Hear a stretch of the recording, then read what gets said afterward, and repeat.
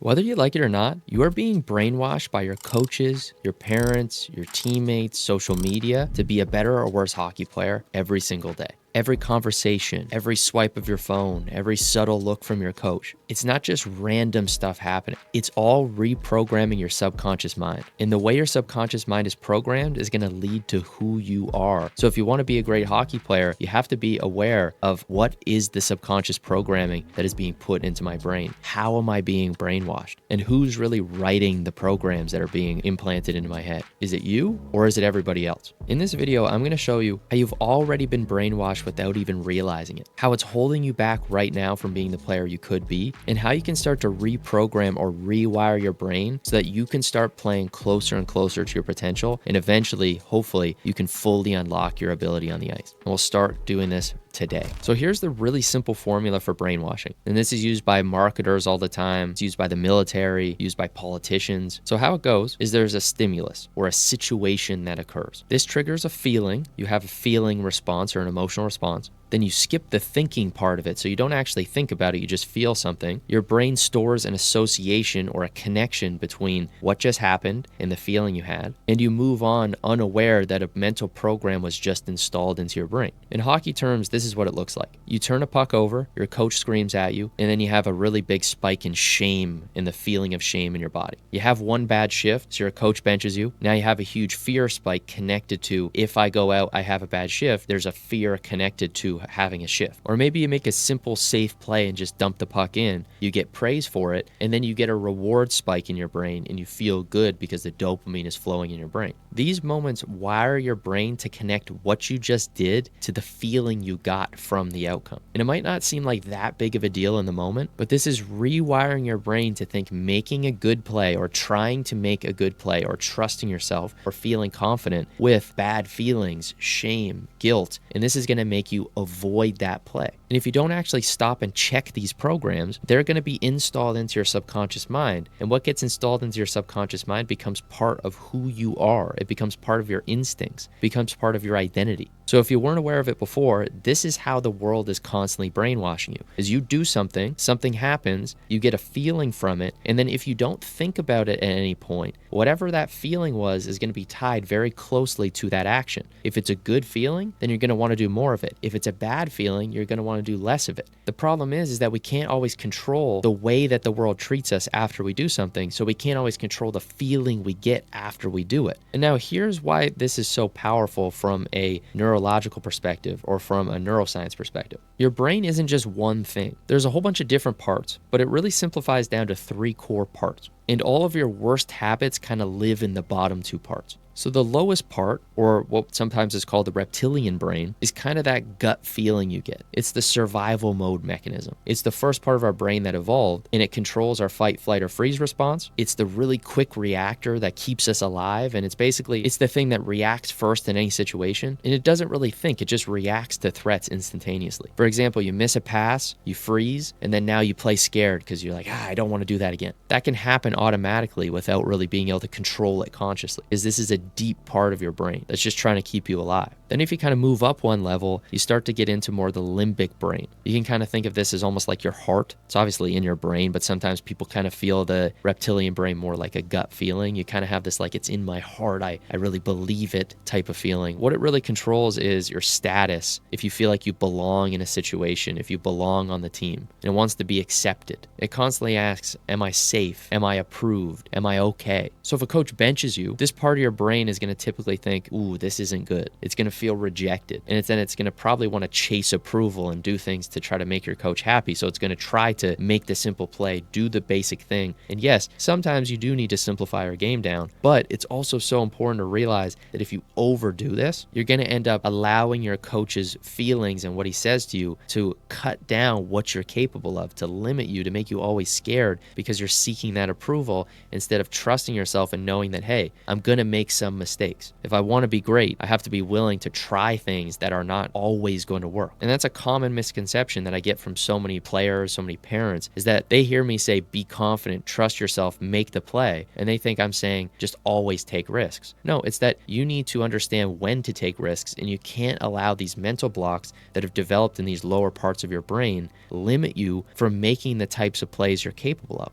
You can't allow that to stop you. Yes, you need to be aware of when it's not helping the team, but sometimes your team needs you to hold the puck on the blue line, to make an extra play, to wait a second and be patient and then make the play instead of forcing something. Because a lot of times those are going to help you actually succeed. When you have hockey IQ, you make good decisions and you're understanding how to process the game effectively, and you've removed the mental blocks. That's when you become a player who is able to control the game, to slow it down. But you have to start with the mental pieces, get rid of these blocks, because if you don't solve these blocks in the lower levels, you're going to be stuck for so long. And that's where this third piece of your brain comes in. This is what most people think of as what the brain does, but obviously you have the lower levels. So you basically have the neocortex. That's like the big part of the brain. This is what makes humans so special, is this big part of our brain, or like the forebrain essentially. And this is like the logical thinking brain. It controls your strategy, your planning, your adaptation to situations. It's also the slowest to activate, and it requires conscious effort to use it. It's the voice in your head essentially comes from this neocortex. So if you make a mistake, you turn the puck over, this is the part of the brain that has the ability to come in and say, hey, other parts of my brain, I know you're feeling scared. I know you're starting to create a negative association, but this situation doesn't define me. That mistake is not who I am. And you're able to reset and move on. And so this is a big part of what I do with players, is help them understand how to work from the top down in their brain. So use the voice in their head to work it their way down into the system. But then we also teach them how to actually deal with the lower parts directly through more subconscious programming and doing all these things that kind of hack the way that our fundamental parts of our brain work. When you kind of take a both directions approach, this is where you can start to really brainwash yourself to be whoever you want to be, to believe what you want to believe, think how you want to think, feel how you want to feel, and do what you want to do on the ice every single game, or at least most of the time. We're not robots. We can't control every little detail. But here's the real problem we face right now, is that in any situation, we have that gut reaction that happens lower in the brain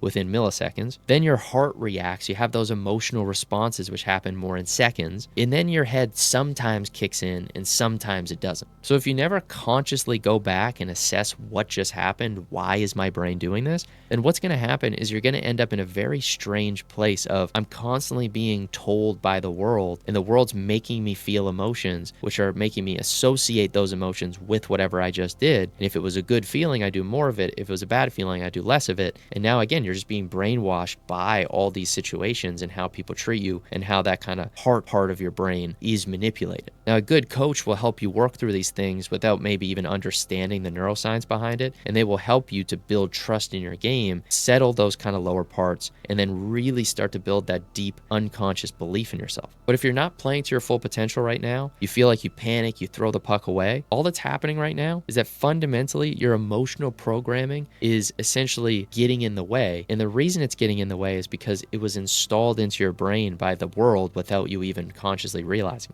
So now we need to figure out, how do you actually brainwash yourself the right way? Or how do you program your brain or rewire your brain to operate the way you want to operate, to be who you want to be, feel how you want to feel, think how you want to think, do what you want to do. To break this cycle that you've currently been in of the world essentially programs you and brainwashes you, you have to brainwash yourself. So the first step to doing this is to work on delaying the response to emotional stimuli. So when you feel fear, you have to be aware enough, or what people will call mindful enough, to pause. If you feel shame, pause. If you feel guilt, pause. Then name it, identify it, see it for what it is. Oh, this is an emotion that's coming up from that kind of mid part of my brain that I don't have control over. And realize this is just this instinctual reaction I'm having. You have that base gut reaction of kind of fear and protection. Then you have those other emotions of, I need to belong, I need to be safe. And then that's where we're bringing in that upper brain, that neocortex, to say, hey, what's going on? Let's pause for a second. You're not just going to instantly change it, but you got to first notice it and become aware of it. This is why meditation and mindfulness skills actually matter. You hear people talk about them all the time, but when you realize how applicable the skill is in these high pressure moments when that stuff comes up, it's so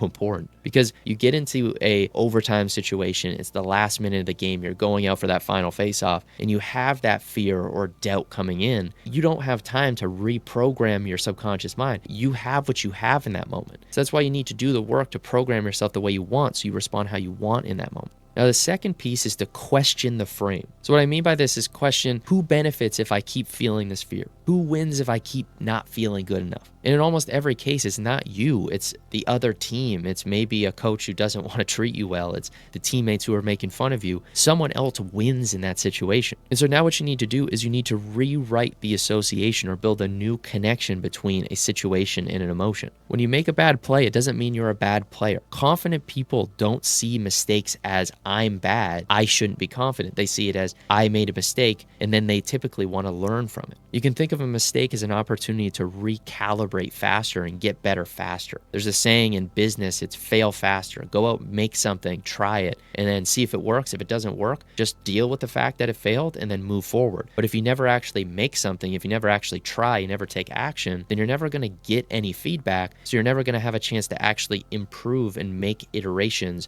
on the product, or in your case in hockey, on your game. And so why this matters is because the moment you start consciously reframing a situation, you start reprogramming your own mind. And if you don't reprogram yourself, if you don't brainwash yourself, somebody else already has, and somebody else will in the future. So this is how you take back control of your career, by learning to rewire your brain and not let the world rewire it for you. So the final thing I want to get into, and this is kind of the, I guess, second most important thing. The first is understanding you are being brainwashed, and start to implement the tactics of noticing it and consciously making an adjustment. But the key kind of third piece to that system is really understanding narrative engineering. This is how you actually build a new you from the ground up in your subconscious mind. And what I mean by this is you have to consciously choose the story that you tell yourself every single training session, every practice, every game, every experience. You have to create the right narrative. You have to engineer a story or a narrative that makes you feel empowered, that gives you the belief that you are going forward in a good direction. A lot of times the problem we have is that we tell ourselves a story of, I was bad before and I'm going into a bad place in the future. And naturally, in the present moment, your brain is going to feel terrible. If you can fully escape into the moment and let go of everything, yes, of course, you will feel beautiful and pristine and present in that moment. But you are not going to live there most of the time. Most of the time throughout your entire life, you're going to have times where you think back, or you think forward, or you have something in your mind subconsciously about, ooh, something's not right, or something just happened that was bad. And you're going to have those lower brain areas constantly freaking you out. And so you have to go up into that neocortex, up into that higher part of your brain, and consciously say, okay, I got it. I understand I have emotions. I understand I have these thoughts going on. But what do I want to think about this? What story do I want to engineer for myself that's going to give me control, power, and drive me forward in the direction I want to go? You have to strip away all the emotional words like I suck, or I missed 2 passes today, or I'm not good enough. You have to basically say, here's what happened before, and leave it as a neutral statement. And then you have to create a powerful story or a powerful frame. So if you make a mistake, you miss a pass, you say, okay, I figured out what I need to do. Let's recalibrate. I learned from that. That made me better. That reframes and takes something that was less powerful and turns it into a powerful thing. And you're not lying to yourself. You're actually just reprogramming your mind to see reality in a more effective way. So that reality doesn't break you, it actually makes you stronger. And so here's the first real program to start running. Anytime you feel an emotional spike, do your absolute best to take even a few seconds, up to 30 seconds, to just sit with it and notice it. Label that feeling right away and give it a label. You can even say like, oh, there's like my little angry demon there coming up. Question, who benefits from you believing this? Is this actually helpful to you? Rewrite or engineer a new story that gives you a competitive advantage. And then start to track your emotions each week consistently. And then you can start to implement things like actually scripting out an alter ego for yourself. You can start to script out a storyline and engineer and craft a, here's where I've been in my career, here's where I am, and here's where I'm going. And you can actually kind of script this all out for you. If that's something you really want, comment below and let me know and say, hey, I want to see a narrative engineering document or a new video specifically on that. And I'll take you through that process. But big takeaway is that if you keep letting parents, coaches, teammates, social media brainwash you into not believing in yourself, not having the confidence, not being the best version of you, you're going to keep living someone else's story. But if you start brainwashing yourself, you can rewire your brain to be a different person, to be a different player. And you don't just change your game in the moment, you change the future. You basically like alter reality when you do that. And if you want to go deeper, I have a free training that's going to walk you through all the fundamentals of how to shift your mental game, from confidence to rewriting a story to mindset to hockey IQ to setting up an off-season plan. So you can check that out below. And if you're a very serious player who wants to potentially work together to see how we can help you to build a proper mental system and really take your game to another level, you can click the second link and you can apply, and we'll let you know if we think we can help you. So remember, you are being programmed right now. You are being brainwashed right now. The only question is, are you the one doing it?